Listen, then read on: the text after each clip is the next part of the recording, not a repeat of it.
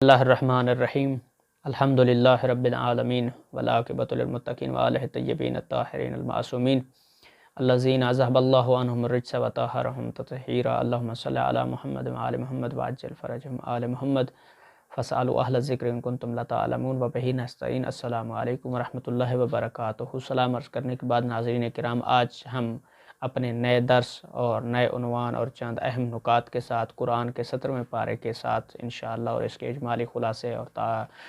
چند اہم باتوں کے ساتھ انشاءاللہ اس عبادت میں آپ کے ساتھ شریک کار رہیں گے۔ تو چلتے ہم اپنے 17ویں درس کے اجمالی تعارف اور چند اہم نکات اور خلاصے کی طرف۔ اس پارے میں جو ہے، جس طرح سے ہر پارے میں 2 حصے ہوتے تھے، لیکن 14ویں پارے میں بھی 3 حصے تھے، 15ویں میں بھی 3 حصے تھے اور 16ویں میں بھی 3 حصے تھے، لیکن 17ویں پارے میں اس طرح سے 2 حصے اس کے کیے گئے۔ پہلا یہ کہ سورہ انبیاء کو ذکر کیا گیا ہے، اور دوسرے حصے میں سورہ حج کو جو ہے مکمل جو ہے وہ ذکر کیا گیا۔ اور سورہ انبیاء میں 3 باتیں جو ہے وہ ذکر کی گئی ہیں، جس میں پہلی جو ہے وہ قیامت کے بارے میں ذکر ہے، دوسرا رسالت کے بارے میں ذکر ہے، اور تیسرا جو ہے وہ توحید کے بارے میں۔ تو قیامت جو ہے بتایا گیا کہ قیامت کا وقوع اور حساب کا وقت بہت قریب آ گیا ہے، لیکن اس ہولناک دن سے انسان غفلت میں پڑے ہوئے ہیں۔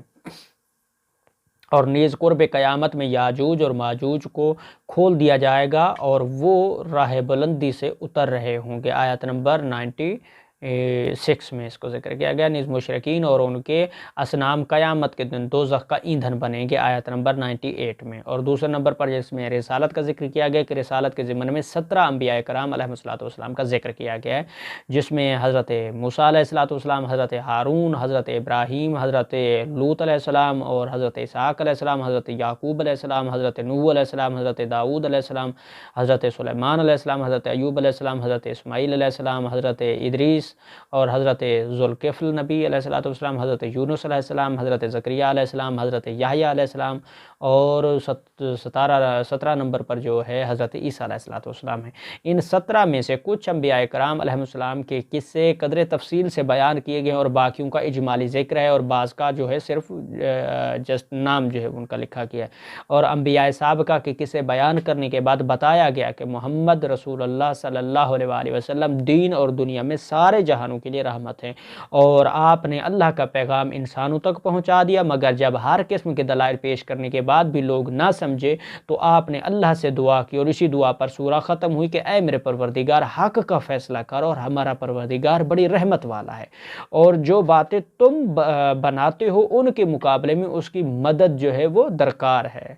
اس کے بغیر تم کچھ بھی نہیں کر سکتے۔ اور اسی طرح سے تیسرا نقطہ جو تھا، جس میں توحید کا ذکر ہے، کہ توحید پر جو ہے وہ 6 دلائل ذکر ہوئے ہیں کہ آسمان اور زمین دونوں ملے ہوئے تھے، ہم نے دونوں کو جدا جدا کر دیا،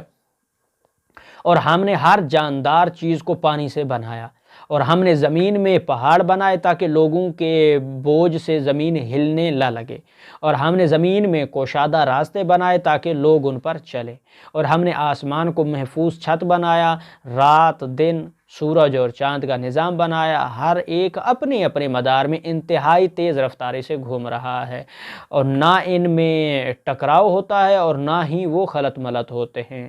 اور دوسرے نمبر پر سورہ حج میں 6 باتیں جو بیان کی گئی تھی، اس میں بھی پہلے نمبر پر جو ہے وہ قیامت تھا، کہ قیامت کی ہولناکیوں کے دل دہلا دینے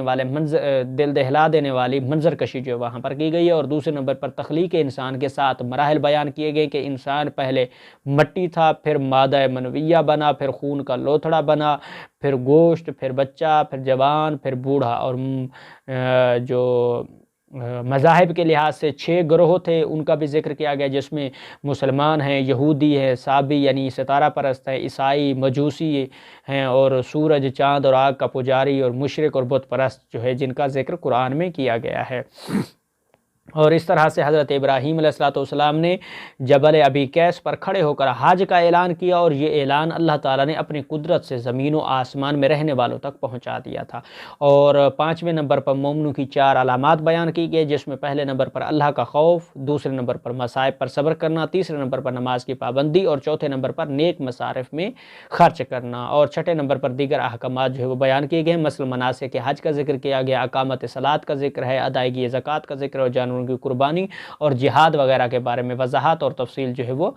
بیان کی گئی ہے۔ تو ناظرین کرام، آج کے ہمارے اس سطر میں پارے کے خلاصے، چند اہم نکات اور عناوین کے ساتھ انشاءاللہ ہم آپ لوگوں سے اجازت چاہتے ہیں۔ انشاءاللہ کل کے اپنے نئے درس کے ساتھ اور 18ویں پارے کے خلاصے، اہم عناوین اور چند اہم نکات کے ساتھ آپ کے سامنے حاضر خدمت ہوں گے۔ فی الوقت آپ لوگوں سے اجازت چاہتے ہیں۔ التماس دعا، اللہ حافظ۔